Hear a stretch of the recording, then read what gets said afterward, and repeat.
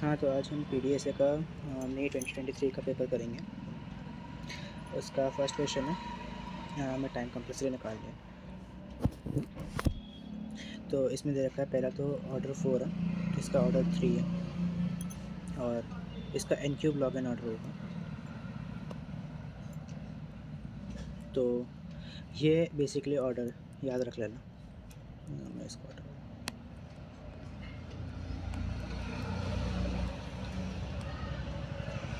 अगर किसी को दिक्कत है तो इसमें से तुम्हारे आधे क्वेश्चन निकल जाएंगे इस ऑर्डर से। ध्यान रख लेना, ये सारे लेस देन इक्वल टू, ये ध्यान रख लेना। तो इससे देख लो F N of O of ji N, F N of O नहीं, एफ एन तो बड़ा है, G N is equal to O of F N हो सकता है। तो ये वाला इसलिए नहीं है, G N is equal to O of ji N N cube, इसमें एन क्यूब लॉग एन है ना, तो इसलिए ये वाला बड़ा है, तो इसलिए इसका हो सकता है। हाँ, f n o of h n नहीं, एन क्यूब लॉग एन जितना भी हो, n force n raised power four से हमेशा कम होगा, तो इसलिए ये वाला भी नहीं होगा। H n is equal to O of ji n, same reason is this, है ना, तो इसलिए ये भी नहीं होगा। और ये वाला एन क्यूब लॉग एन, हाँ इसका हो सकता है।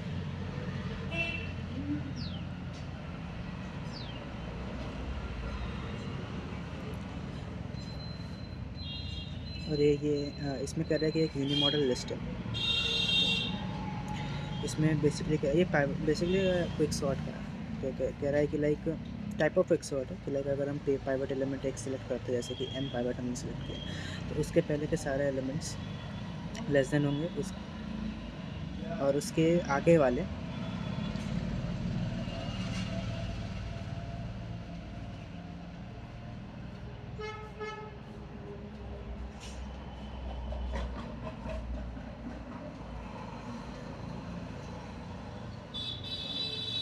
अच्छा बेसिकली अगर हमने एक एलिमेंट सेलेक्ट किया, जैसे मान लो हमने एम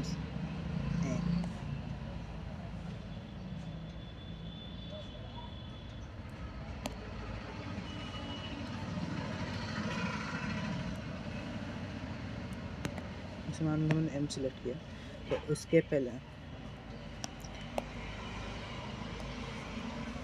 जैसे 1 2 3 4, तो इसके बाद वापस decreasing sequence connected decreasing sequence connect होगा 3 2 1, इस तरह की लिस्ट बनेगी फॉलोड बाय डिक्रीजिंग सीक्वेंस।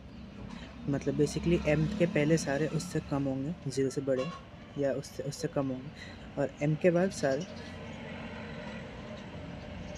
सारे एम से बड़े होंगे।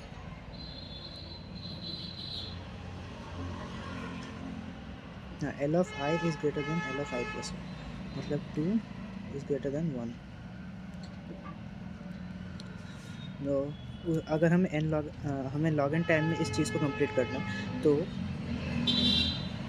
क्या करना पड़ेगा, तो किन फैक्ट्स का हमें ध्यान रखना पड़ेगा। तो बेसिकली अगर ये मान लो कि लाइक अगर एक्स के पहले सारे छोटे हैं और एक्स के बाद वापस से डिक्रीज़ हो रहा है, तो मतलब बेसिकली ये चीज़ क्या है, ये मैक्सिमम इस ऐसे ऐसे अगर कर्व हुआ, तो बेसिकली इसका ये मतलब क्या है कि ये वाला सा मैक्स है, इसके पहले भी कम है, इसके बाद भी कम है, तो ये वाला सही है। अगर क्यू से छोटा है,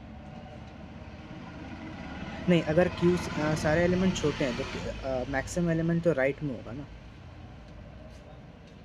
हाँ, ये वाला सही है। अगर हाँ, अभी भी मतलब देखो, क्योंकि मतलब अभी भी ये इंक्रीज़ कर रहा है, बेसिकली इसका मतलब क्या है कि अभी भी इंक्रीज़ कर रहा है, मतलब राइट एलिमेंट मतलब मैक्स एलिमेंट अभी आएगा। इसका मतलब ये डिक्रीज़ करना स्टार्ट कर चुका, मतलब डिक्रीज़ करना स्टार्ट कर चुका, मतलब यहाँ पे कहीं मैक्स निकल चुका होगा, मैक्स जो भी होगा वो निकल चुका होगा, तो इसलिए ये वाला सही है।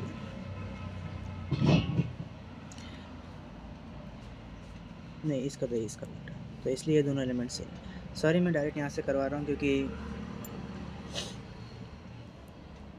मैं यहाँ से इसलिए कर रहा हूँ क्योंकि मेरे को ये लिखना मेरे को अब नहीं हो रहा था, स्ट्रीम मेरा लैपटॉप पे काम नहीं कर रहा है, इसलिए मेरे को डायरेक्ट यहाँ से करना पड़ रहा है, और मेरा मतलब साइट पे मैं लिख नहीं पाऊँगा, इसलिए तो इसलिए थोड़ा कॉम्प्रोमाइज़ कर लूँ। बेसिकली इसमें क्या है कि हमने सिंगल लिंक लिस्ट बनाया है ना, ये ध्यान रखना कि सिंगल बोल रहा है या डबल बोल रहा है, क्वेश्चंस चेंज जाएंगे सिंगल डबल के डबल पे डिपेंड करके।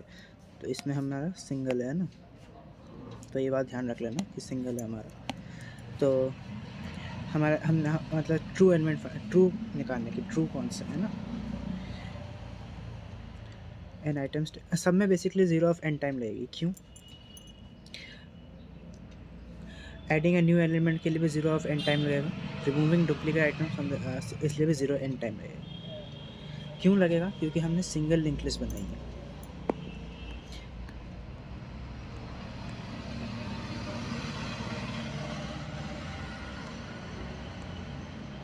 अब मेरे को अगर यहाँ पे भी कुछ ऐड करना है, सॉरी, जैसे पहला ऑप्शन क्या है, फाइंडिंग एन एलिमेंट, मतलब मान लो यहाँ पे 5 है, या यहाँ पे अगर 5 हुआ, यहाँ पे अगर 5 तो है ना, मेरे को अगर यहाँ पे 0 2 3 कुछ भी है, तो मेरे को अगर 5 निकालना है, क्योंकि मेरे पास सिर्फ हेड पॉइंटर है, मेरे पास टेल पॉइंटर नहीं है, तो मेरे को हेड पॉइंटर है, तो मेरे को सारे नोड्स ट्रैवर्स करने पड़ेंगे 5 को निकालने के लिए। कंसिडर ये फर्स्ट केस है बेसिकली।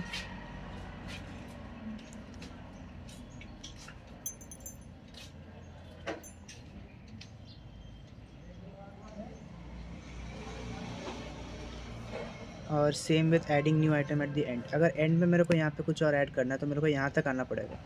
मेरे पास अगर टेल होता तो मैं यहाँ पे डायरेक्ट चेक कर सकता था, पर मेरे को यहाँ पे देखना पड़ेगा कि करंट डॉट नेक्स्ट जब तक कर डॉट नेक्स्ट नन नहीं होता तब तक मेरे को ट्रैवर्स करते रहना पड़ेगा। जब ये नन होगा, जब ये नन हुआ, तब मेरे को नया एलिमेंट यहाँ पे ऐड करना पड़ेगा। इसलिए सिर्फ एक पॉइंट है तो वो ज़ीरो ऑफ एन टाइम लगेगा। सेम डुप्लीकेट आइटम्स, अगर एक डुप्लीकेट आइटम यहाँ पे और दूसरा यहाँ पे, तो मेरे को ये बीच का पूरा ही ट्रैवर्स करना पड़ेगा, तब जाके मेरे को ये तो पता चलेगा कि दोनों डुप्लीकेट कौन से। तो इसलिए सब में ज़ीरो ऑफ एन टाइम लगेगा। जितनी लंबी लिस्ट होगी उतना टाइम लगेगा।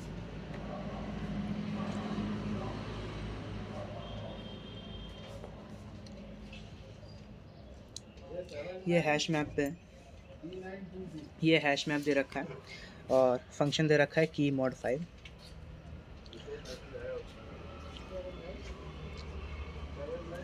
अब हम सबको क्या करेंगे, 51, जैसे 51 है तो 51 मॉड 5 करेंगे। जैसे यहाँ पे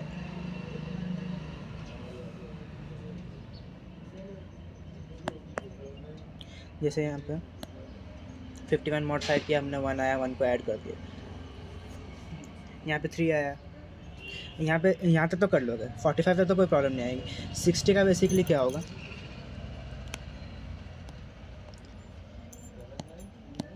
जब तुम 60 मॉड 5 करोगे वो 0 आएगा, बट 0 पे पहले ही एलिमेंट है, तो वो 0 पे एलिमेंट है तो वो फर्स्ट पे जाएगा, फर्स्ट पे भी एलिमेंट है, फर्स्ट पे नहीं मिलेगा, सेकंड पे। ये तुम्हारी आउटपुट टेबल है ना, ये आया है,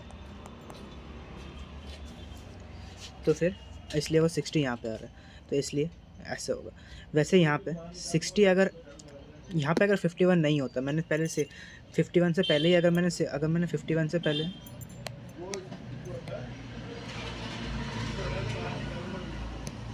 अगर मैंने 51 से पहले ही 60 को डाल दिया तो 60 यहीं आ जाएगा, यहाँ पे 51 होगा ही नहीं, तो 51 यहाँ पे आएगा फिर।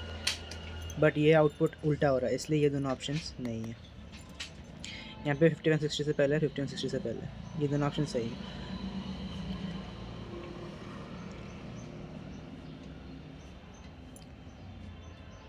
ऐसे करके मैच करके देख सकते हो। यहाँ पे BFS चलाना है हमें बेसिकली। ए से स्टार्ट करेंगे तो ये ऑर्डर आएगा, तो देख बी से स्टार्ट करेंगे, A B C D E सबसे स्टार्ट करना। चलो ठीक है, मैं करके बता देता हूँ तो फिर तुम्हें याद रहेगा। पहले बी पे जाएंगे, बी से ए जाएंगे,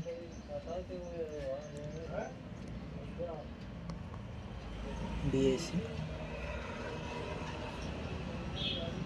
BAC, और ये दोनों एलिमेंट्स हो गए। फिर एक F आएगा, फिर सॉरी E आएगा, एक E आएगा, एक F आएगा, एक और नहीं है तो फिर C पे आएंगे, D आएगा, BAC EF D ओ सॉरी फक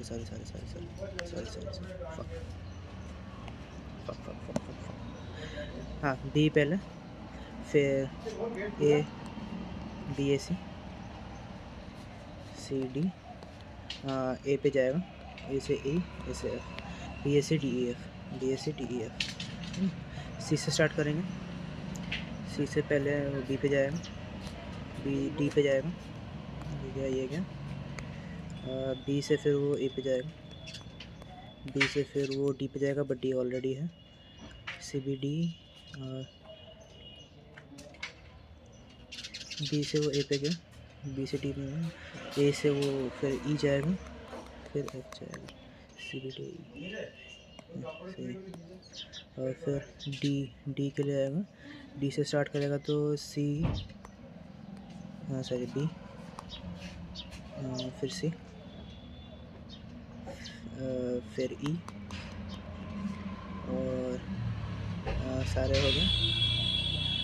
फिर नेक्स्ट पे बी पे जाएगा, बी से जाएगा A, D B C E F, D B C E F, ये बेसिकली तुम्हारे ये चारों, ये तुम्हारे बी एफ एस होंगे स्टार्टिंग फ्रॉम ईच नोड। तो ये मैच कर लो तुम, मैच ये तीनों ऑप्शंस होंगे। ये सब भूल जाओगे, ये सब चीज़ें बाद में आएंगी। तो not a valid topological ordering है ना, हमें नॉट वैलिड निकालना है, इसको भूल जाओगे और इन सारी चीज़ों को भी भूल जाओ। ये मैं मिटा नहीं रहा क्योंकि मैं वापस रिकवर नहीं कर पाऊँगा इनको। तो पहले तो हम सब में स्टार्ट 1 से ही हो रहा है, तो 1 से हम डायरेक्ट देख लेते हैं। 1 से 1, फिर मान लो मैंने 2 रिमूव किया, 2 रिमूव जब इस जैसे ही करेंगे, फिर अपना जैसे 2 रिमूव होगा फिर हमें 3 रिमूव करना पड़ेगा, उसके बाद हम 4 रिमूव कर सकते हैं। जैसे 4 रिमूव हो गया उसके बाद हम 5 और 6 कर सकते हैं। ये एक होगा 1 2 3 4 5 6।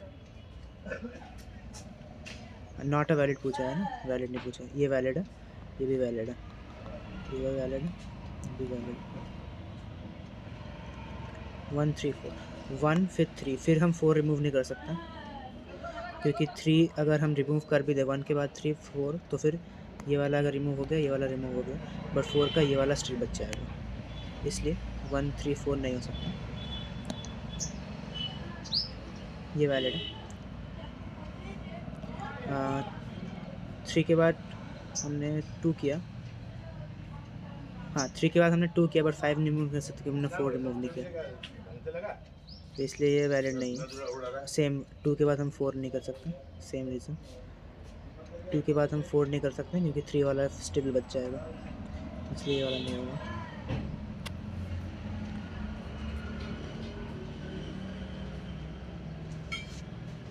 यहाँ तक टाइम कम्प्लेक्सिटी वाला। बेसिकली इसमें हम क्या कर रहे हैं, जब तक for I in range n, basically ये लूप कितनी बार चलेगा, जब तक i जब तक i इक्वल टू n नहीं हो जाता, i इक्वल टू n होता है ये रुक जाएगा, तो ये n टाइम्स चलेगा बेसिकली। और फिर हम क्या कर रहे हैं, जैसे हमने n इक्वल टू 10 ले लिया, अगर i लेस देन 10 है, लेस देन n है बेसिकली, तो हम उस काउंट बढ़ाते जा रहे हैं। जैसे 10 के मामले में 1 से स्टार्ट होगा, 16 जैसे वो 16 हो जाए तब वो अटक जाएगा, मतलब 8 तक चलेगा, मतलब 1 फिर 2 फिर 4 फिर 8। तो बेसिकली क्या कर रहा है, कब रुकेगा ये, लॉग एन स्टेप्स में ये रुक जाएगा, क्योंकि लॉग एन स्टेप्स बाद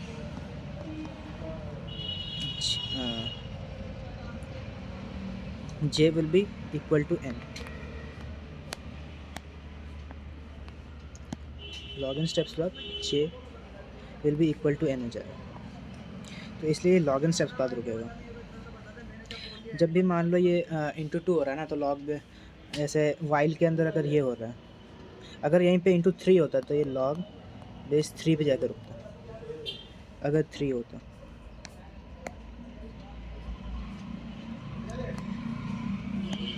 तो ये वाला समझ में आया जे स्टैंड। और हम मतलब अगर तुम्हें रेकरेंस पूरा निकालना है तो फिर वो के मान ला कि के स्टेप्स बाद क्या होगा, के स्टेप्स बाद मतलब के स्टेप ऐसे समझाता हूँ, after k steps 2 raised to power k will be equal to n, sorry, will be equal to n while loop stops, while loop stops। तो इसका हम n equal to log base 2 of k, इसका basically अगर हम log ले लें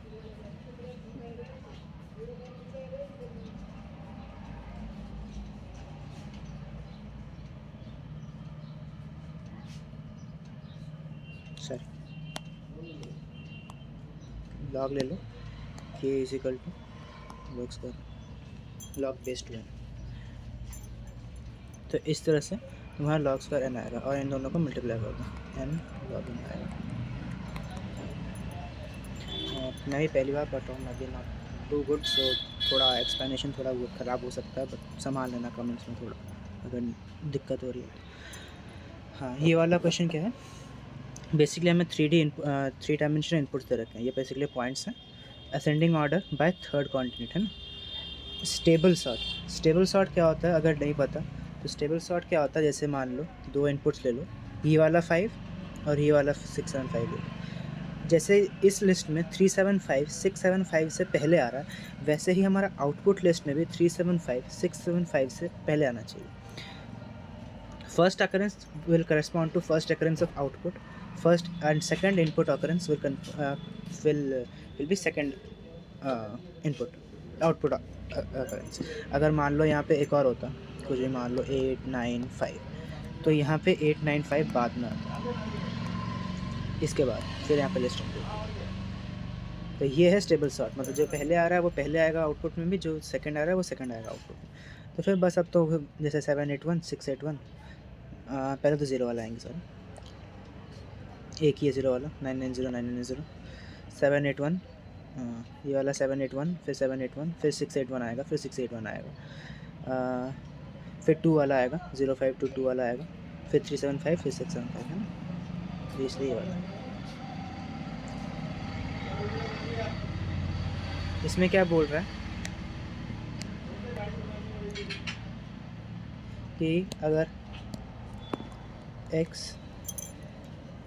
largest y second largest और z third largest है,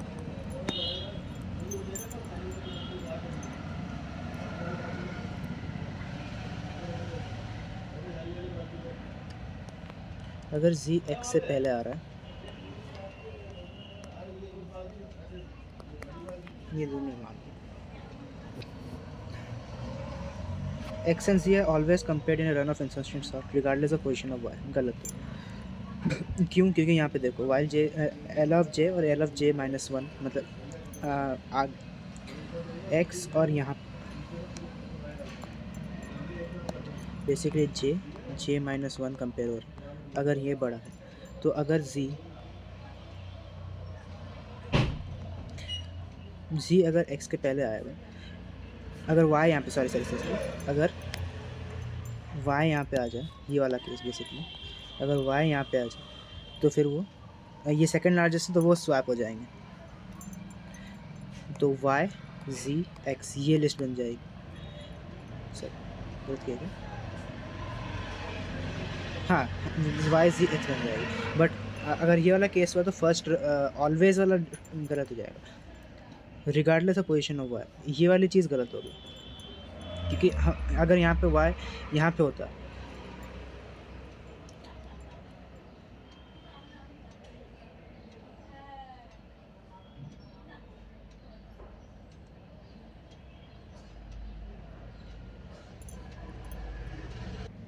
हाँ तो सही था, सॉरी y z x हो गया। अब क्योंकि j इज इक्वल j -1 हो रहा है तो बेसिकली जो भी j था उसके पीछे लाइक ये इस तरफ से जाएगा, ऐसे जाएगा, ना कि ऐसे, ये ऑलरेडी सॉर्ट हो चुका है। ये इधर से इधर सॉर्ट कर रहा है।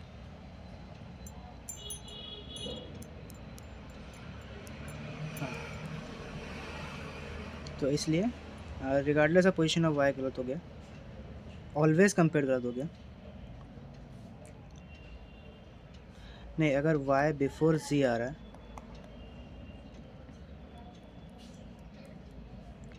जैसे वाई अगर बिफोर जी आ रहा है तो पहले जी और एक्स कंपेयर हो रहे हैं।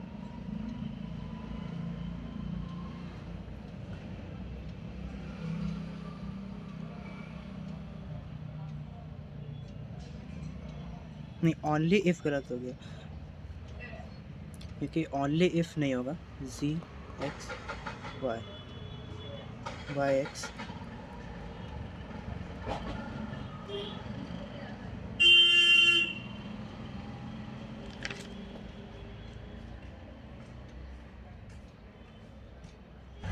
ये क्वेश्चन मेरा थोड़ा दिक्कत आ रहा है, पता नहीं। तो हम बाकी करते हैं, इसको मैं लास्ट में बता दूंगा या लास्ट में कर दूंगा ना। तो बेसिकली इस वाले क्वेश्चन में क्या पूछा है, 3 वे मर्ज सॉर्ट। बेसिकली हम लिस्ट को 3 में डिवाइड कर रहे हैं, ना कि जब हम हाफ करते हैं ईच स्टेप में, उसकी जगह हम 1/3 कर रहे हैं। तो 3 वे मर्ज सॉर्ट का एल्गोरिथम का क्या मतलब टाइम कॉम्प्लेक्सिटी होगी। अगर हम इसको भी करेंगे स्टिल ये n log n टाइम में ही कंप्लीट होगा। क्यों? क्योंकि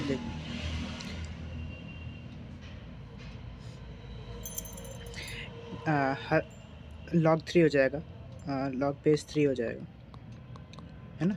जैसे हमारा 2 वे मर्ज सॉर्ट में हाफ वाले में होता था log स्क्वायर ऑफ n, तो इसी में वैसे log 3 ऑफ हो जाएगा। और इसको जब हम चेंज ऑफ बेस फॉर्मूला से करेंगे,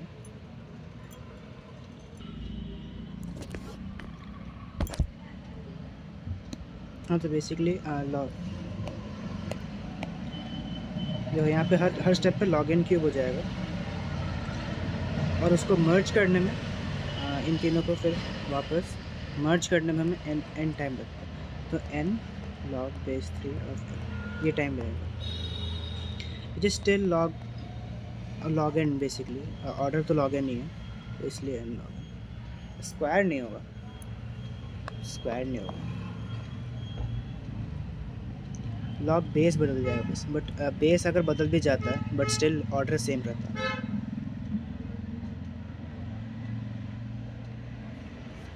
बेसिकली इसमें पूछा है कि not true about quick sort पूछा है।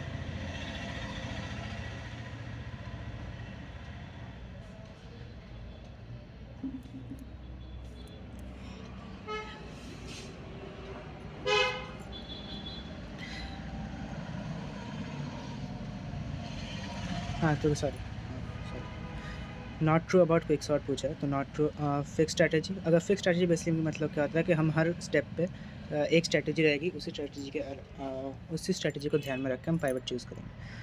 तो हम ये कह रहा है कि हम हर स्ट्रैटेजी के लिए एक वर्स्ट केस इनपुट सिलेक्ट कर सकते हैं, जिससे कि उसका टाइम कॉम्प्लेक्सिटी n स्क्वायर है। बेसिकली स्मॉलेस्ट या लार्जेस्ट कोई सा भी तुम ले लो, मतलब स्ट्रैटेजी मान लो कि तो हम हमेशा स्मॉलेस्ट जो मिनिमम होगा उसी को पाइवट लेंगे, या जो मैक्सिमम होगा उसी को हम पाइवट लेंगे। तो उन दोनों केसेस में ही वो ऑफ n स्क्वायर हो जाएगा, जो कि वर्स्ट केस है क्विक सॉर्ट का।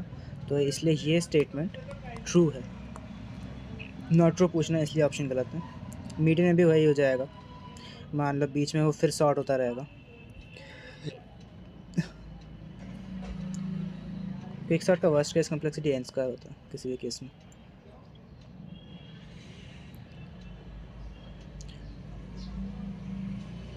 दो हो गया, सही हो गया। हाँ, तो basically if you randomly choose a pivot element in each time, quick sort will always terminate in n log n। तो ये बेसिकली इसका बेस्ट केस सिनेरियो बता रहा है, बेस्ट या एवरेज केस सिनेरियो बता रहा है कि n log n में हो जाएगा। रैंडमली चूज़ कर रहे हैं ईच टाइम, तो बेसिकली जैसे कुछ भी मान लो 3, 7, 8, 10, तो हम रैंडमली कुछ भी सिलेक्ट कर रहे हैं, तो हम होप करते हैं कि लाइक ये हमेशा लाइक एक हाफ में ही करे। तो हाफ में जब भी करेगा, worst case complexity n square होगी इसमें। और 2 3 8 9 जब मान लो जो भी लिस्ट है, अगर उसका प्राइवेट एलिमेंट हम रैंडमली सेलेक्ट कर रहे हैं कि तो हम वो हमेशा एन लॉगिन में ही टर्मिनेट करेगा, क्योंकि वो बेसिकली एवरेज केस पे आ जाएगा, और एवरेज केस और बेस्ट केस दोनों की टाइम कॉम्प्लेक्सिटी एन लॉगिन पे होता है।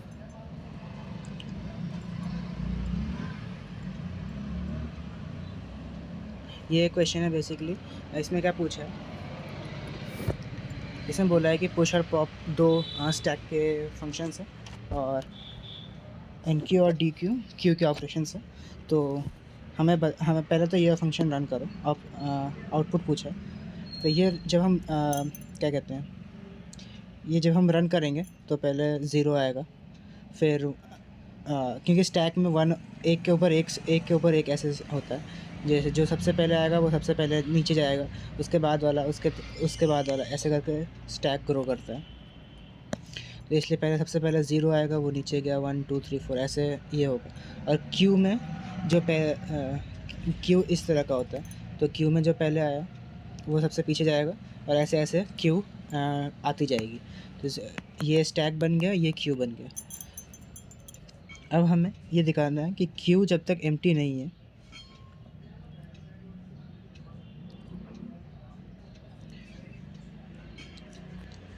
Mile not Q is empty. हाँ, क्यू में जब क्यू डी क्यू यहाँ से होता है, पीछे से निकलेंगे, तो 0 1 ये हमारे ऑलरेडी जो है वो लिस्ट है, और यहाँ से ये डी क्यू होते जाएंगे और यहाँ पे ऐड होते जाएंगे, 4 3 2 1 0 4 3 2 1 0। ये हमारा इस ऑपरेशन के बाद ये स्टैक बन गई।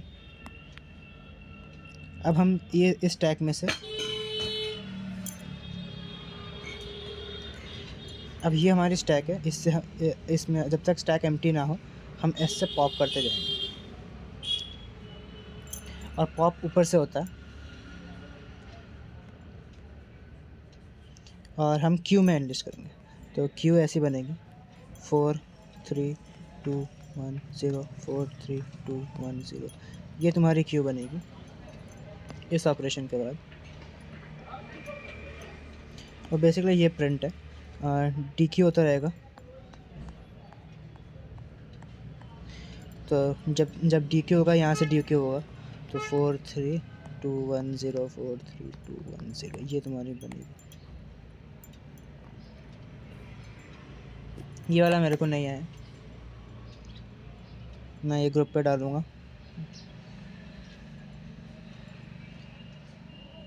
मैं स्क्रीनशॉट ले ही लेता हूँ डालने के लिए।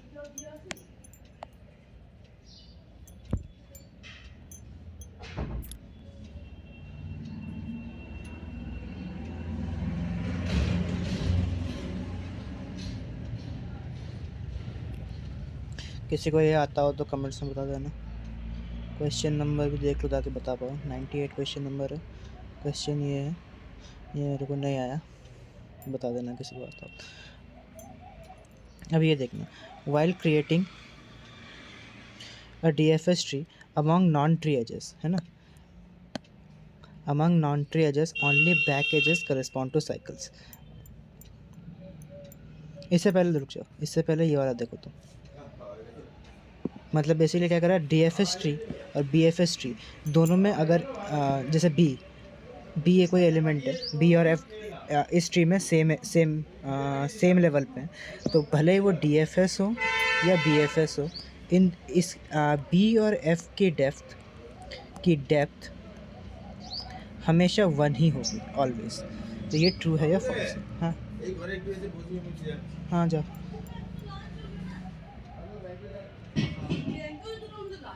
तो इसको समझने के लिए हम ये वाला करते हैं। इसमें देखो, अरे इसमें मैंने हटा दिया था, ये वाला था शायद। हाँ, तो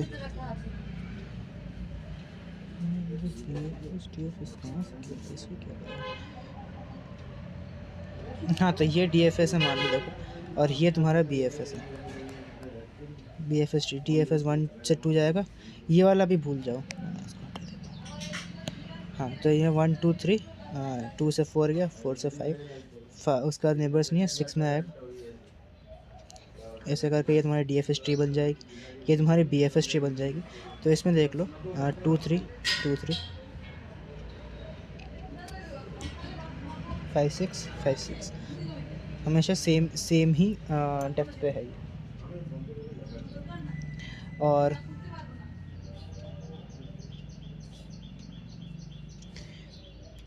इसमें पूछा है among non tree edges only back edges correspond to cycle.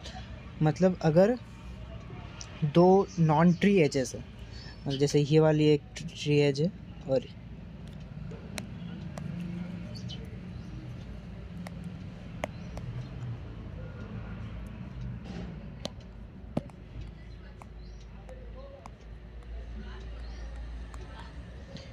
ये एक ट्री एज है, ये एक ट्री एज है।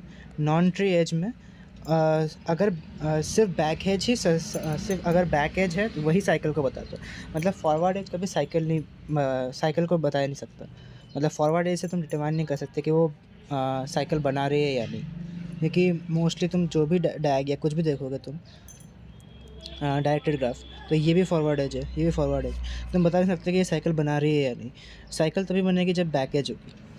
तो अगर हम ये DFS बनाएं 1 से 2, 2 से 4, 4 से 5, 5 का और नेबर्स नहीं है, 4 के पास गया, 4 से 6 गया, और ये मान लो यहाँ पे एक बैक एज है मान लो, है ना, समझाने के लिए यहाँ पे बैक एज मान लो। तो ये एक साइकिल बन गई जो 6 का नेबर है। तो बस सारा कवर होगा। अब हम इसको अगर हम नंबरिंग करेंगे 0 1, ये प्री है,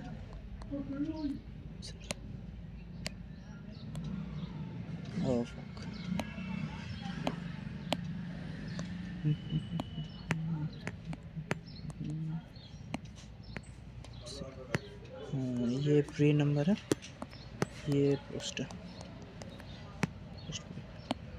0 1 2 3 4, 4 के बाद कंट्रोल यहाँ पे चल जाएगा 5 6 7 8 9 10। एंड आई होप तुम्हें क्या कहते हैं बैकेज का पता होगा कि बैकेज और फ्रंट एज को हम कैसे हम डिटरमाइन करते हैं, या नहीं पता तो ये नोट्स पढ़ लो मेरा। फ्रंट एज होगा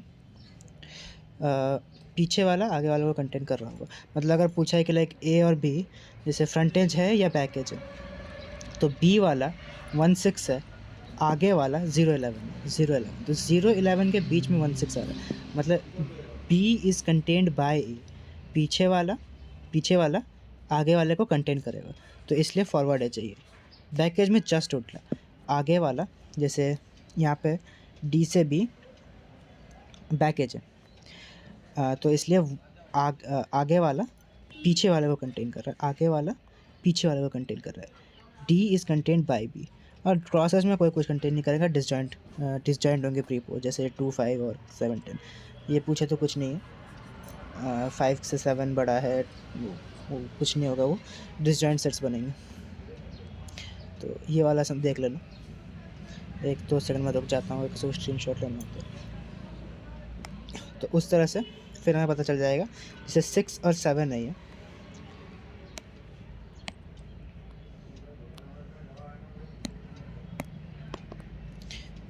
यहाँ पे 6 का है, 6 की नंबरिंग है 5 8 और 3 की नंबरिंग है 6 7। कौन किसको कंटेन कर रहा है? 6 is containing 5 8 is containing 6 and 7। कैसे? 5 फिर 6,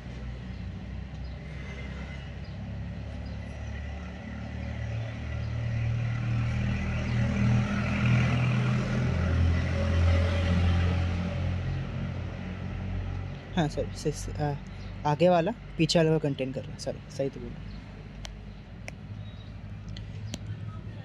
5 6 7 8, ये है ना, तो आगे वाला पीछे वाले को कंटेन कर रहा है। 6 इज़ कंटेनिंग 3, तो 3 से 6, तो ये नॉन ट्री एज हुआ।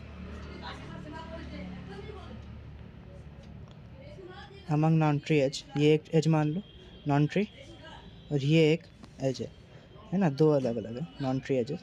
ओनली बैक एज साइकिल को बता सकता है, तो ये 3 से 6 और ये मतलब ये 3 to 6 है ना, इस तरह से साइकिल अगर है तो वो सिर्फ बैक एज से ही होगा, और वो नॉन ट्री एजेस में सिर्फ बैक एज ही साइकिल बता सकता है। और हाँ, ये वाला एक क्वेश्चन है कि क्विक सॉर्ट एल्गोरिथम अगर हम इस पे अप्लाई करें तो ये है हमारा मॉडिफाइड लिस्ट पर। तो हमने फर्स्ट राउंड में क्या पाइवट, कौन कौन से पाइवट ऐसे सिलेक्ट कर सकते हैं, ऐसे हो सकते हैं। तो इसका करने का सिंपल तरीका है, ऐसे एलिमेंट्स निकाल लो जिनके आगे उनसे छोटे वाले हैं और जिनके आगे उनसे बड़े वाले हैं। जैसे एक 17 हो गया, 17 से पीछे वाला 9 और 14, 17 से छोटे हैं, 17 से बड़े वाले सारे इस तरफ, तो 17 हो सकता है। नहीं ना, रखो 30 और 37 मान लो, 37 से छोटे सारे इस तरफ है और 37 से बड़े सारे इस तरफ है, तो ये 17 हो सकता है, 37 हो सकता है, और तीसरा 82 सेम थिंग। तो ये 3 एलिमेंट्स हो सकते हैं। और इसमें उसमें नहीं, रुक जा, मैं तुम्हें लिख देखता हूँ अगर किसी को चाहिए तो।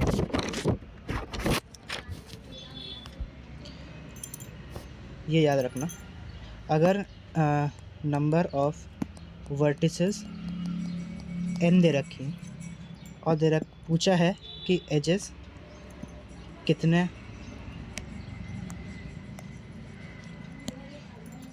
Find minimum number of edges to complete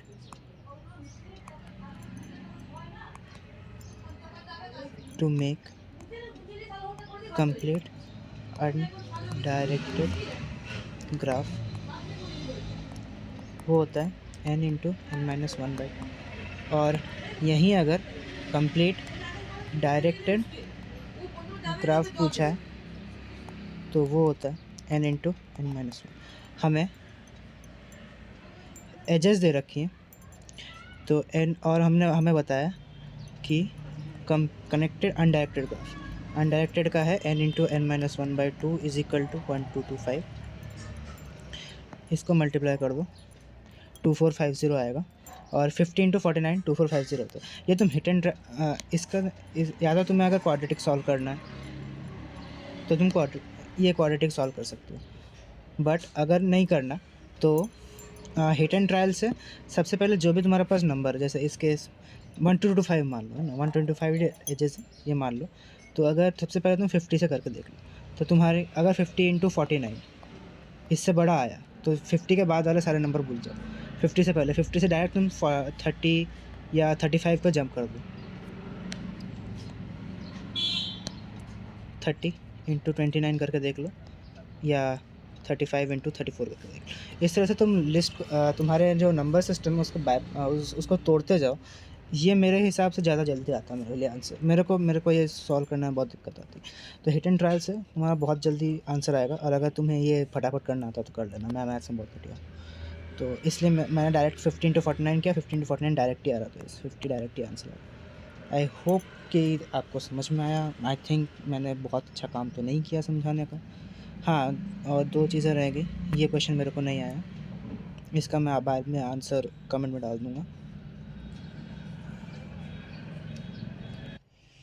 हाँ, तो ये वाला क्वेश्चन हमने छोड़ दिया था उस वक्त मेरा मैंने किया था बट फिर नहीं हुआ, I don't know what went wrong समझाने में। तो बेसिकली इसमें क्या पूछा है कि x लार्जेस्ट है, y सेकंड लार्जेस्ट है, z थर्ड लार्जेस्ट एक इंटीजर है। तो अगर z x के पहले आ रहा है, z x के पहले आ रहा है, मतलब 3 केस बन सकते हैं, z x y, z y x, y z x। तो कौन सा ट्रू होगा? x and z are always compared in run of insertion sort regardless of position of y। इसमें कंपेयर होगा, क्योंकि बड़ा है तो y स्विच हो जाएगा, नहीं सॉरी, y बड़ा है तो इसमें भी स्विच नहीं होगा, इन दोनों केसेस में वो फेल कर जाएगा। और क्योंकि यहाँ पे y बड़ा है z से तो ये स्विच हो जाएगा, तो नेक्स्ट रन में x और y होंगे, x और y क्या कहते हैं, कंपेयर होंगे, ना कि उल्टा, मतलब ये दोनों केस फेल कर जाएंगे उसमें।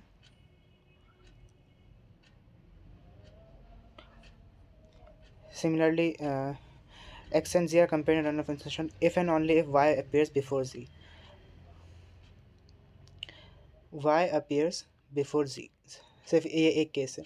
वाई अगर जी से पहले आया तो जी और वाई कंपेयर होंगे, ना कि जी और एक्स, क्योंकि जे और जे माइनस वन कंपेयर हो रहा है, जे और जे माइनस वन कंपेयर हो रहा है।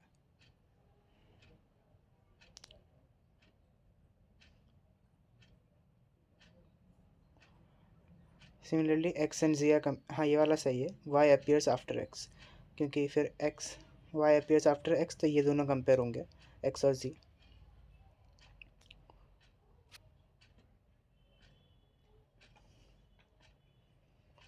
और सिमिलरली इसमें जी वाई एक्स तीनों ये वाला केस फेल कर जाएगा।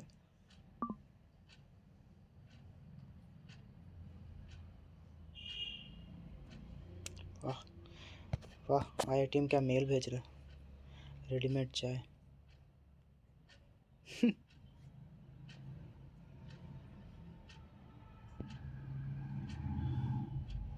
तो आई होप समझ में आया हो।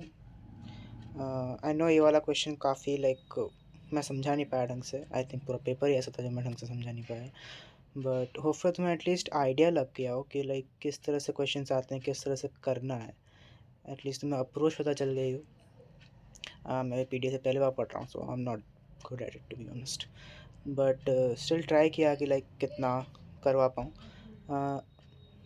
अगर किसी को लाइक रीजनिंग्स गलत लगी हो, रीजनिंग कुछ भी दिक्कत आई हो, या लाइक समझ ना आया हो, तो कमेंट्स में पूछ लेना या कुछ भी। आई थिंक कुछ क्वेश्चन ऐसे थे जो अच्छे समझाए, कुछ ही में दिक्कत आई होगी, जैसे ये वाला क्वेश्चन तो मेरे को आया ही नहीं पहली बात। और एक ये वाला है, ये वाला नहीं सॉरी, ये वाला समझ, हाँ यही वाला, और ये वाला भी समझा दिया होगा, स्टेबल शॉर्ट वाला, ये वाला भी आ गया होगा, ये वाला भी आ गया होगा। ये सारे तो सिंपल क्वेश्चन है, ये सारा समझ में आ गया होगा। ये भी बेसिकली इसमें हेड, क्योंकि एक ही पॉइंटर है तो इसलिए तुम्हें सब कुछ भी करना हो तुम्हें सभी सिर्फ एक चीज़ को छोड़ के, सिर्फ अगर ये वाला देखना, सिर्फ अगर यहाँ पे कुछ ऐड करना हो तब वो आई थिंक तब तुम्हें सबके लिए सिर्फ एक ही चीज़ नहीं ऐड करनी पड़ेगी, तो आई थिंक उसके लिए तुम्हें